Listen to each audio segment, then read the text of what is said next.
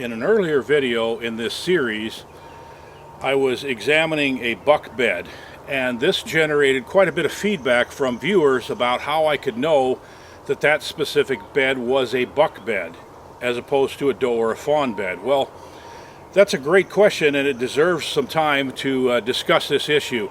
Obviously, the only way to know 100% for sure that the bed was used by a buck is to actually see a buck laying in it. Well, that's probably not going to happen, so failing that, there are a lot of clues that we have that can help us understand the difference between buck beds and doe beds. So let's take a look at some of those. First and the most obvious is, of course, that bucks are bigger than does, so the beds tend to be bigger made by bucks. But there are a lot of other even more important clues that we can look at.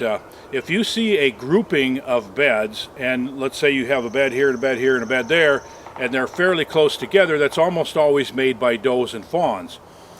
Now, bucks will have multiple beds as well, but they tend to be farther apart and they tend to be directional based on wind direction. Now, if you look at beds closely, you'll see that they are directional. They're kind of a kidney shape where they're more curved on one side, and that's because the buck is facing one direction or another. So if you see multiple beds that are maybe 20-30 feet apart or something like that, and they're facing different directions, that's usually because a buck is choosing where he's going to lay based on the wind direction. Most bucks, unless they're just burrowing into, if they feel threatened and they just burrow into really thick cover to bed, that can happen. But most of the time, what they like to do is they like to bed where they can see in front of them and smell from behind them, so they'll bed with their back to the wind. And if the wind direction changes from one day to another, they might move to a bed that's not very far away, but it'll be facing a different direction where they can see better or whatever.